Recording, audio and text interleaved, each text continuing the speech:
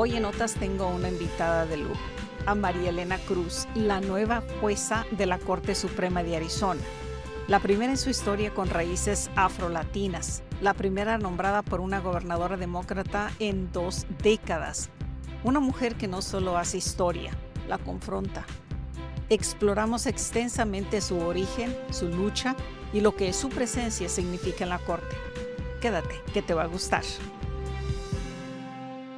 María Elena, gracias por tomarte el tiempo. Ay, gracias. Es un gusto, es un placer para mí. No, y bueno, esto es reciente, ¿verdad? Tu nombramiento, bueno, reciente en los últimos meses, ¿verdad? Vámonos al principio.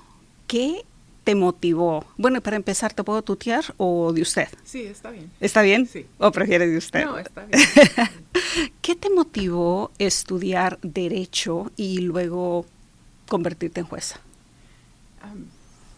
Realmente el interés en estudiar Derecho vino después de haber tenido yo un accidente en mi comunidad, en Yuma, un accidente bastante serio, y necesité los servicios de un abogado. Yo realmente no lo sabía en ese tiempo, estaba muy joven, pero mi papá me aconsejó que debería consultar con un abogado. Pero la necesidad en mi comunidad de representación legal es grande. Y eso significa que no hay suficientes abogados aún hoy, pero en aquel tiempo, ya hace más de 20 años, menos. Gracias a Dios por contactos que tenía mi papá, amistades y diferentes contactos, pude conseguir una cita con un abogado. Y en ese momento, en ese tiempo yo estaba pensando seguir una carrera en ser maestra. Quería ser maestra porque siempre fue importante. ¿De primaria o de qué tipo de maestra? De primaria. Porque siempre fue importante para mí hacer algo que realmente tuviera un significado profundo. Y yo siento que los maestros son unas personas que tienen una profesión muy noble y que tienen un impacto en la vida de los estudiantes muy, muy profundo. Entonces, quería hacer algo yo que tuviera ese nivel de significado. Pero a la misma vez también sabemos que el ser maestro es difícil por muchas razones, especialmente económicas. Y como mujer soltera, mantenerse es muy difícil. Entonces, ya que estaba yo entrándome más a la carrera... ¿Mamá soltera eras entonces? No. En general, ok. No, pero como mujer joven, decidiendo qué iba a ser mi futuro, tengo que pensar no nada más en qué tipo de carrera me da gozo, qué tipo de carrera me va a dar significado a mi vida, pero también cómo me voy a poder mantener. Y el plan no podía ser, bueno, me caso y que me mantengan. Entonces... Ya no estamos en esa época, ¿verdad? Que quien quiera, bueno, pues está muy bien, ¿verdad? Está perfecto, pero... Pienso que es una decisión que uno puede hacer y es muy noble tener una relación en que típicamente una persona o la otra va a ganar más. Está bien, eso no es problema. Pero yo quería ser una persona que pudiera ser autosuficiente económicamente. Soy autosuficiente en todo tipo y todo aspecto de mi vida, pero también económicamente era importante. Entonces, bueno, estoy por primera vez en contacto con un abogado y en ese momento empiezo a pensar que esta persona está en una posición única de ayudarme. Tiene una profesión en la cual está posicionado para vindicar los derechos de individuos. Es algo muy que sentí yo es como un superhéroe, ¿verdad? Tenemos familiares y amistades que cuando nos sucede algo quizás se sientan mal por uno y digan qué terrible que te pasó eso, pero el abogado es la persona que realmente puede hacer algo y vindicar los derechos de uno. Entonces fue cuando empecé a pensar, esto es algo que eso quiero. Yo podría hacer, se alinea con mi personalidad. Soy una persona, me han dicho que tengo una personalidad fuerte y dije yo, pienso que esto lo podría hacer yo. Y entonces le hice unas preguntas acerca de qué requisitos había que llenar para poder tener una carrera en Derecho y después de eso, rápidamente después de eso decidí, yo voy a ser abogada. Y obviamente me imagino que te enfocaste sumamente en esto, ¿verdad? Porque uno, a ser abogada, ser jueza no es cualquier cosa, pero llegar a la Suprema Corte del Estado, pues bueno, ya estamos hablando de otro nivel. ¿Cuál fue tu trayectoria historia y tengo entendido que creciste en Yuma, que es un área rural, fronteriza al que es el este, donde está al sur de Arizona. ¿Cómo llegas a ser jueza? Pues no era inicialmente no era mi meta decir llegar a ser juez.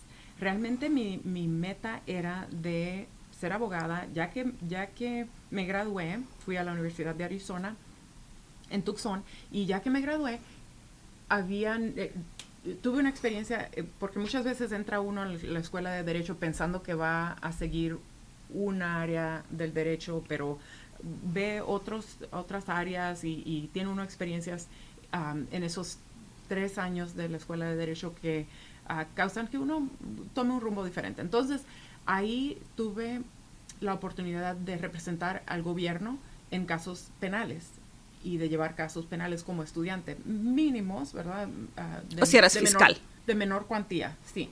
Era fiscal como estudiante. Y eso fue algo que yo dije, esto es un buen modo de servir a la comunidad. Entonces, también en Yuma había necesidad de fiscales, y ya en ese momento que yo me graduó de la Escuela de Derecho, ya estoy casada, tenemos nuestro primer hijo, y decidimos que para estar cerca de la familia, que también es muy importante para nosotros, y que nuestros hijos crecieran cerca de sus abuelos, íbamos a regresar a casa. Entonces empecé, y yo pensé que mi carrera iba a ser como fiscal completamente, pero después me dieron consejos de que me diera la oportunidad de aprender o tener la experiencia de ser defensora pública, ¿verdad? No defendiendo a la comunidad, sino a los individuos. Una experiencia totalmente diferente, completamente ¿verdad? Diferente, que yo no pensé que la iba a disfrutar. Honestamente, yo no pensé que era mi llamado, pero qué buena experiencia fue para mí. Fue algo que yo necesitaba, estar frente a frente con una persona acusada de un delito, de delitos serios, en la cárcel, en el momento más difícil de un individuo.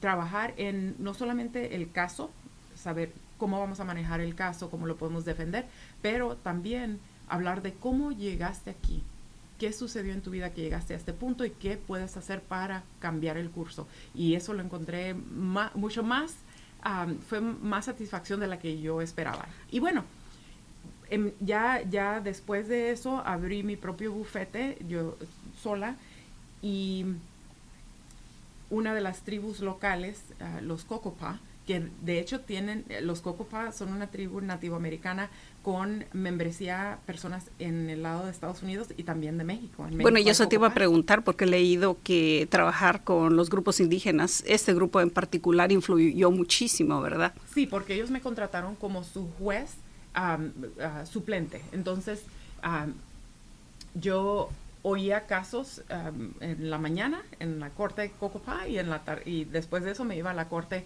a defender casos estatales como abogada defensora. Y hice eso por unos años, cuando se iba a abrir una posición en la corte superior, la corte estatal, en Yuma, y me abordaron a algunos abogados pidiéndome que pusiera mi nombre y que me postulara para esa posición. Y yo nunca he sido una persona muy política. ¿Te ayudó eso? Inicialmente, sí, realmente llegó a ayudarme. Inicialmente pensé, pues esto no es algo que yo creo que debería seguir, pero la necesidad estaba ahí, entonces dije, bueno, lo voy a hacer. Era importante para la comunidad que me ha dado tanto. Entonces, de ahí, trabajando muy duro, llegué a ser la primera mujer elegida para esa posición en nuestro condado. Nunca habían votado por una mujer en esa posición, primera latina. Platícame un poquito de Yuma, porque tengo entendido que es una área sumamente conservadora. Entonces mencionas la primera latina. Bueno, no sé cuáles son tus preferencias políticas, sí, pero la primera latina, la primera de afrodescendiente, me parece que esa es la terminología. ¿Cómo es esa área y cómo encajas tú ahí? Bueno, el área, en este tiempo en que yo me postulé, y creo que todavía lo es, pero dominantemente 50% mexicanos y 50% anglosajón. Yo llegué de Puerto Rico a los 14 años y me identifiqué muy bien con los mexicanos porque por el idioma, ¿verdad? Tenemos el idioma en común. Con razón hablas perfecto español.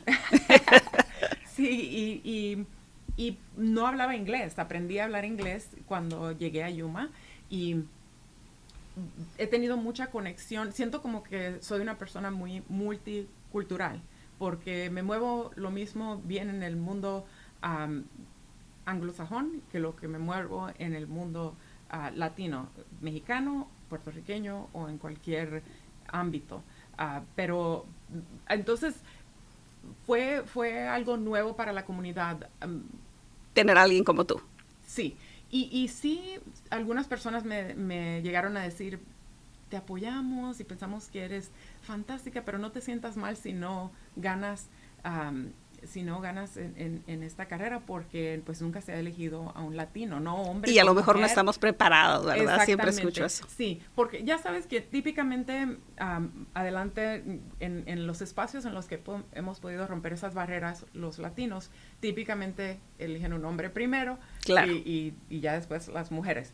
Pues nunca habíamos elegido ni un hombre, un mexicano, un latino de ningún tipo.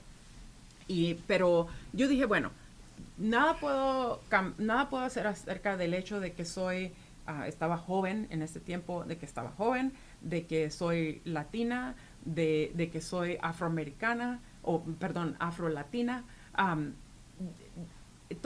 Esos son aspectos de mí estáticos que no podemos controlar. Exacto. Entonces, ¿para qué preocuparse al respecto? Entonces, de eso nada voy a hacer. Lo que sí puedo controlar es mi presentación en cuanto a cuál es mi preparación, cuál es mi experiencia, por qué deberían los votantes elegirme a mí. Entonces, trabajé muy duro tocando puertas,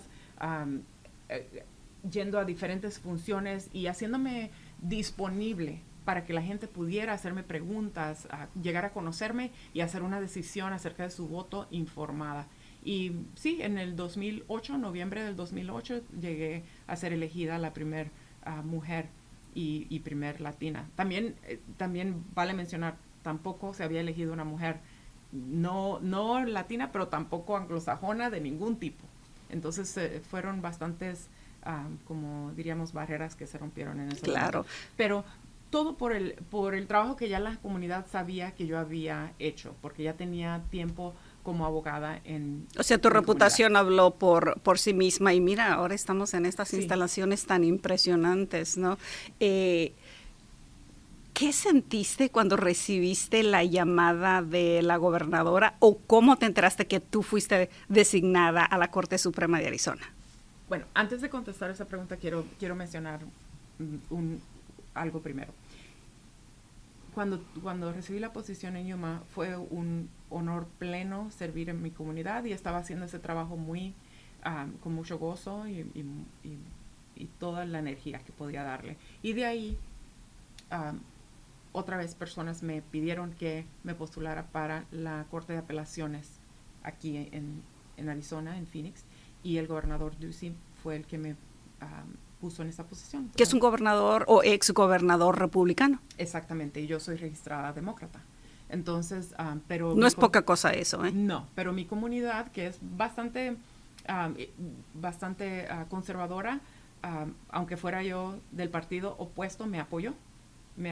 No tuvo nada que ver con mi partido político, porque realmente los jueces no somos personas, o no deberíamos ser personas envueltas en el proceso político. Es una posición que aunque llegamos a ser asignados por un gobernador y por el proceso político, nosotros deberíamos mantenernos fuera de eso. Bueno, entonces, y de eso definitivamente quiero preguntar después, ¿verdad? O sea, la confianza que se está perdiendo en los jueces. Sí. Pero, ¿y luego qué pasó? Y bueno, después de eso, estaba yo en la Corte de Apelaciones haciendo mi trabajo también con mucho gozo y toda la energía que podía, cuando sí había aplicado 2 años después de llegar a la Corte de Apelaciones.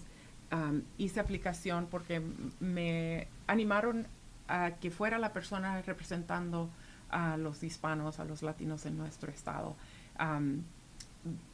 No lo logré en ese tiempo y pensé, bueno, a lo mejor esto no es para mí. Y Y de todas maneras tú estabas contenta haciendo tu trabajo, ¿verdad? Trabajo, lo bueno de todo. Sí, absolutamente. Hay trabajo en...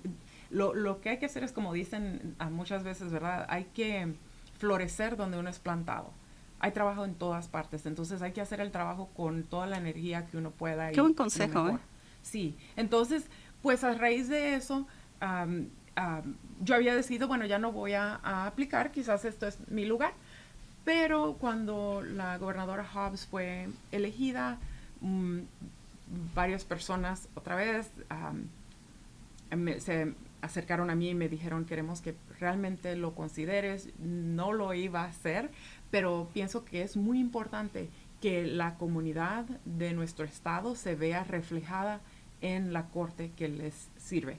Y como, aunque no lo planeé, en dado momento volteo, miro y veo que entre los oficiales en el sistema judicial, soy la persona del mismo partido que la gobernadora, con más alto rango y en una posición única para aplicar. Entonces dije, bueno,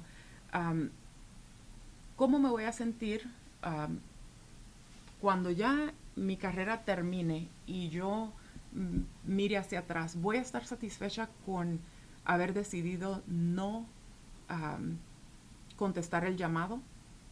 O sea, ¿por qué no hacerlo, verdad? Y total, ya que otros decidan, no tú decidir por ellos, o sea, para no solicitar, ¿verdad? O sea, ofrecerme como una persona dispuesta a hacer el trabajo.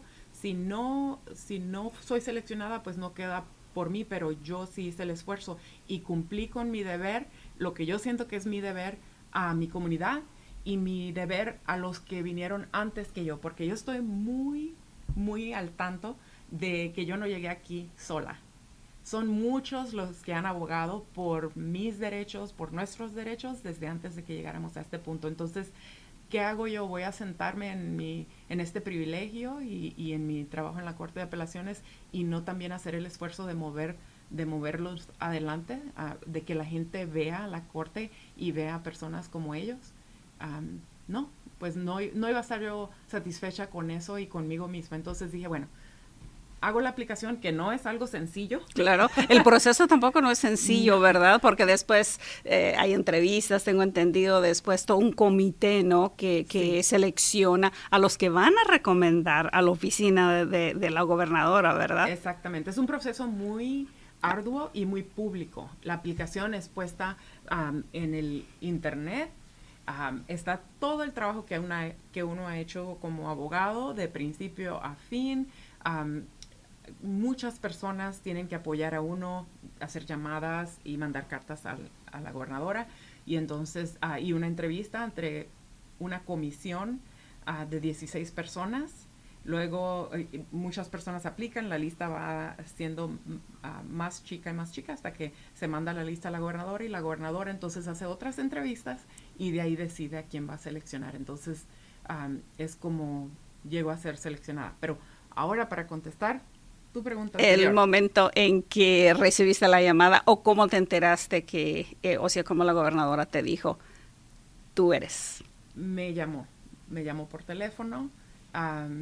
Lo primero que dijo fue, buenas tardes, juez Cruz, soy la gobernadora Hobbs, ¿cómo está? Y le dije, mucho mejor ahora que estoy escuchando su voz. Pero al escuchar su voz, ¿ya pensabas que era algo positivo o que es posible que te hubiera dicho gracias por solicitar? No, la gobernadora nada más llama a la persona que fue exitosa. Entonces yo sabía cuando escuché su voz que era porque yo había sido seleccionada. ¿Y qué sentiste? Y por eso le dije, me siento mucho mejor ahora que escucho su voz. Y me dijo, pues espero que te sientas aún mejor cuando te diga que has sido seleccionada para ser la próxima juez de la Corte Suprema de Justicia de nuestro estado. Y le di las gracias y pues inmediatamente llamé a mi esposo y bueno, fue un momento en el cual me sentí que había recibido un privilegio y una responsabilidad muy grande. ¿Qué se siente, bueno, ese privilegio y esa responsabilidad, pero también el hecho que es la primer latina la primera afrolatina, la primera que viene de un área rural, porque estamos aquí en Phoenix, que es un área urbana, ¿no? La mayoría de los jueces han sido de áreas urbanas. Mucha responsabilidad, ¿no? Mucha responsabilidad que lleva. Sí, sí, es un punto de vista, um, una perspectiva diferente, pero necesaria en nuestra corte. La corte no nada más decide apelaciones, ¿verdad? Casos que vienen subiendo a través de nuestro sistema jurídico, pero también administran el negocio de las cortes en todo el estado. Y eso conlleva la decisión de cuáles van a ser las reglas de procedimiento, decisiones financieras, muchas decisiones que afectan todas las cortes. Es importante que, ya que somos muy diverso el estado, Phoenix no es igual que Yuma, claro, no es igual que el norte de Arizona, el sur o ninguna otra parte. Los recursos en esas otras comunidades son típicamente menos, la gente, los números son más chicos, entonces es importante que alguien que ha tenido esa experiencia sea parte de las decisiones que se están haciendo aquí, que también los afectan a ellos. Entonces, es una responsabilidad por ese lado, pero una que yo acepto con mucho gusto y siento que es un honor tener el privilegio de hacer este trabajo. ¿Y cómo han sido estos últimos meses o estos meses en esta posición? ¿Qué tipo de casos o qué filosofía estás implementando aquí en las cortes, con toda esa responsabilidad de la que hablas, ¿no? Pero también tienes una responsabilidad a la justicia en general, ¿verdad? Dependiendo de quiénes somos. ¿Cómo han sido estos meses y cuál es tu filosofía que quieres traer o cambiar a este sistema? Estos meses han sido muy ocupados. He estado Me muy imagino. ocupada. Empecé el 3 de febrero, tomé el juramento y inmediatamente tuve un calendario completo de casos que estudiar para decidir cuál iba a ser mi voto si damos la oportunidad de una apelación en nuestra corte o no. Con la excepción de los casos de pena de muerte, todos los demás casos tenemos discreción si aceptamos o no darle repaso a O sea, los casos de pena de muerte se tienen que aceptar sí, automáticamente para que lo puedan revisar, estudiar. Por ley los tenemos que aceptar, pero los demás no. Nosotros, los 7 miembros de la Corte, estudiamos el caso donde se está pidiendo una apelación a este nivel y decidimos si es una pregunta con importancia a todo el Estado, un tema que es importante para todos tratar. Y preguntas que no se han contestado. Uh-huh. Entonces, inmediatamente tuve como alrededor de 30 casos que estudiar para la próxima semana. Empecé, pero rápido. Y también tuvimos un caso que ya estaba al final del el proceso, en un caso de pena de muerte, que también tuve que estudiar a profundidad para decidir mi voto, porque la ejecución ya iba a ser planeada para marzo. Ahí es donde cabe la preparación, ¿verdad? Porque aunque no tengas todos los detallitos de cada caso, ¿no? Toda la preparación, toda la experiencia, ¿no? Es ahí donde es sumamente importante. Y bueno, la pregunta del millón que estamos viviendo en esos momentos donde vemos que las cortes se han politizado tremendamente, ¿no? Tanto que se ha ido perdiendo la confianza en el sistema y para mí me parece que eso es muy peligroso como sociedad en términos generales. ¿Ves que se ha perdido esa confianza desde este lado? Y de ser así, ¿cómo se recobra eso? Sí, no podemos negar que la confianza en nuestros sistemas gubernamentales está lo más bajo que ha estado en mucho tiempo y está afectando también a la rama jurídica, absolutamente. Nosotros en el estado de Arizona estamos haciendo un esfuerzo para remediar esa situación y pienso que es un esfuerzo muy apropiado. Nuestra jefa de jueces, la juez Timmer, tiene un grupo del cual yo soy miembro que está enfocado en estudiar cuáles son cuál es la actitud que tiene el público, cuáles son las ideas que están prevaleciendo, qué está diciendo la gente acerca de nuestra rama del gobierno, cuáles son los temas que les están afectando más, qué necesitan de nosotros. Lo primero que vemos que hace falta es información, porque muchas personas no tienen información completa de lo que nosotros hacemos. Que eso me ha gustado muchísimo de la jefa de jueces que mencionan, ¿no? El acceso, ¿no? Que quiere dar al público, ¿no? Y el hecho de que estemos platicando aquí, algo que es la primera vez que tengo una entrevista así tan extensa con una jueza en inglés y en español, entonces el acceso al público es una de las respuestas. Exactamente, sí. Queremos que las personas entiendan lo que hacemos, por qué lo hacemos, cómo lo hacemos, porque después de todo estamos aquí para dar un servicio, ¿verdad? No estamos aquí... Y aplicar la justicia. Exactamente, ¿sí? El servicio de aplicar la justicia, de resolver disputas entre las personas, de hacerlo de acuerdo con la ley. Entonces, es importante que la gente entienda los parámetros que hay, ¿verdad? No tenemos poder sin limitaciones, estamos limitados por lo que dice la ley, claro, en las decisiones que vamos a hacer. Y lo que dice la Constitución, ¿no? La Constitución estatal. Exactamente. Bien dicho.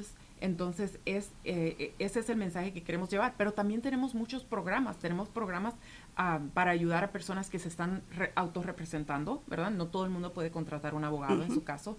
Tenemos muchos casos, desafortunadamente, en casos en la corte de familia, por ejemplo, es lo que más estamos familiarizados, un divorcio, manutención, ese tipo de cosas, en que las personas se tienen que representar a sí mismos. Bueno, tenemos modos de facilitar esa representación para que la persona pueda ser efectiva. Tenemos formas, tenemos diferentes recursos y queremos llevar ese mensaje para que la gente sepa dónde ir y dónde buscar la información. Y ese mensaje pues se empezó a llevar en inglés, ¿verdad? Que ya lo estaba notando, pero de verdad me causa mucho orgullo y me da muchísimo gusto que también en español, ¿no? Con una persona que entiende el español, pero que entienda la necesidad también que existe.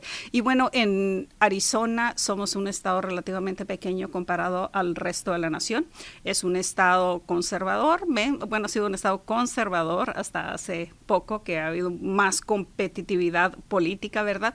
Pero también somos un estado con grandes personalidades, ¿no? De aquí, por ejemplo, salió Sandra Day O'Connor, ¿no? Sí. a la Suprema Corte de Justicia de la Nación. Entonces somos un estado sumamente importante en ese aspecto. ¿Qué hay después? ¿Te visualizas como jueza suprema de la Corte? No, en serio. No tengo ningún plan de eso. Yo estoy aquí para trabajar duro, para trabajar con toda mi energía aquí en mi estado. Realmente no, como mencioné anteriormente, no era mi plan escalar a niveles más altos en el sistema jurídico. Hubo la necesidad y pues me ofrecí. No estoy diciendo que no contestaría el llamado otra vez si hubiera necesidad en otra parte, pero no es mi meta de seguir yendo a otra parte. Aquí quiero trabajar. Estamos haciendo un buen trabajo ahora y pues hay mucho que hacer aquí mismo en casa. Bueno, yo sí visualizo eso y espero que sí, que sí haya esa oportunidad, o sea, como latina, como afrolatina, como mamá, como Arizona y como persona con tanta experiencia, ¿verdad? Que una vez más no es cualquier cosa. ¿Qué le dices tú a una joven latina o joven latino que posiblemente está perdido o perdida, que no sabe qué hacer, pero que ahora ve en ti un reflejo que sí se puede? Lo que les digo es que el derecho es un modo increíble de servir, es un privilegio ser la persona que es invitada a participar y a defender, ya sea en un caso civil o en un caso penal, sea un lado o el otro. El derecho es una carrera increíblemente remuneradora, no nada más financieramente, no es lo más importante, pero en cuanto a la contribución que uno hace a individuos y a la comunidad. Los animo mucho que lo consideren. El impacto, ¿verdad? El impacto que se tiene, las decisiones que salen de aquí a la Corte impactan a veces no solamente aquí en el estado, sino tiene repercusiones grandísimas. Todo el país y hasta algunas de las decisiones de este estado, todo el mundo, como la decisión del estado contra Miranda, ¿verdad? El estado de Arizona contra Miranda es el caso que nos dio este fundamento para que se reconozca que cuando una persona es detenida se le tienen que decir que tiene ciertos derechos. Ese caso originó aquí y no es nada más a través de todo el país, sino en otros países también. Quizás se diga en otras palabras un poco diferente, pero el mismo concepto que originó aquí. Entonces, el derecho es un modo de servir muy único que lo recomiendo y... Sí, por favor. Que se los recomiendo. Y en cuanto a, si piensan, bueno, es que yo no tengo a nadie de mi familia que haya tenido ese nivel de educación, yo tampoco lo tuve. Yo entré por mi propia decisión, por mi propio interés. Por mis propias agallas, ¿verdad? Sí, por mis propios pantalones y lo hice. Y si yo lo puedo hacer, cualquier otra persona que también tenga la dedicación, que diga yo voy a trabajar, no sé, pero aprendo. Qué increíble, qué increíble. Y bueno, mencioné a Sandra Day O'Connor porque fue una persona que salió de Arizona, ¿no? De aquí de este edificio, que se convirtió en la primera mujer en ser miembro de la Corte Suprema de la Nación. Y bueno, considero que es sumamente importante para nuestro estado. Pero, ¿quién ha sido tus héroes? Como niña, como jueza, me imagino que no necesariamente Sandra Day O'Connor. He tenido muchos héroes, personas que me han ayudado a crecer en el camino y a llegar a donde estoy ahora. Primero que nada, mis padres, que son personas emprendedoras, personas que sobrepasaron los límites que habían sido puestos por la vida en ellos. Rompieron ciclos. Exactamente. Mi mamá es dominicana, de un rancho. Decidió ella que quería ayudar a su familia y aunque ella no conocía ningún otro mundo, ella sabía que ese mundo no iba a ser para ella. Para ella. Y para sus hijos, ¿verdad? Para su hija. Entonces ella se fue a Nueva York para trabajar como inmigrante, como muchos inmigrantes lo han hecho, y trabajó muy duro para darme mejor vida. Mi papá, se conocieron en Nueva York, mi papá de Puerto Rico también fue a Nueva York para conseguir mejores oportunidades, también sin saber qué esperar, pero los dos tienen esa necesidad, ese espíritu emprendedor que tienen tantos inmigrantes que vienen al país para darle con todo. Y entonces ellos son mis héroes, y también las personas que vieron en mí algo, un talento. Cuando yo llegué a Yuma, tuve maestros que no les importó que yo no hablaba el idioma, ellos de todos modos vieron algo en mí y me animaron.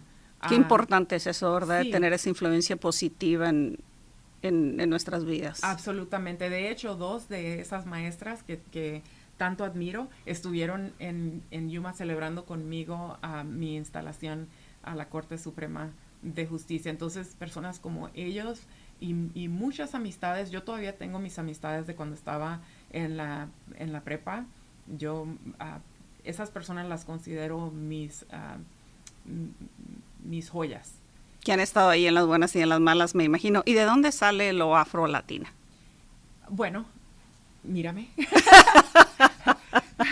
Este es un tema interesante porque sabemos que el ser latino no es una raza, ¿verdad? Latinos somos personas que nuestro idioma tiene un origen común, ¿verdad? O hispanos también. Estamos como agrupados todos en uno, pero... Agrupados en un solo idioma, ¿verdad? En las raíces del idioma. Exactamente, pero somos de muchas razas, ¿verdad? Somos personas de origen europeo, de origen africano, ¿verdad? Entonces ves, como en tu caso, de tez muy clara, yo soy de tez oscura. En Puerto Rico hay de todo, desde muy blanco hasta muy moreno. Uh-huh. Entonces yo reconozco el hecho de que yo soy una persona de tez oscura, y aunque no debería ser algo en lo que nos enfoquemos, es algo que sí nos diferencia.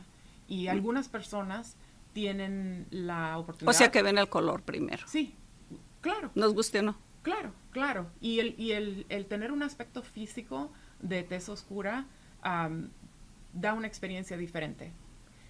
Una persona, una hispana de tez clara, que digamos se casa con un americano y cambia su apellido, no tiene que decirle a nadie que tiene cierto origen étnico, ¿verdad? Que viene de cierta descendencia. Yo me puedo poner el apellido que sea y mi aspecto físico no va a cambiar. Lo llevo por frente, pero lo llevo con mucho orgullo. Entonces yo quiero que me identifico como afrolatina porque soy de descendencia africana y de descendencia española, de descendencia nativa americana, de personas que estuvieron en la isla, los indios, les decíamos, ¿verdad? En Puerto Rico, en la República Dominicana, y los africanos que fueron traídos como esclavos. Entonces, algunas personas se avergüenzan de eso, yo no me avergüenzo de eso, y también quiero servir como modelo, no nada más para los hispanos, pero para los afroamericanos, que también han trabajado muy duro. Que se nos olvida, la verdad, se nos olvida.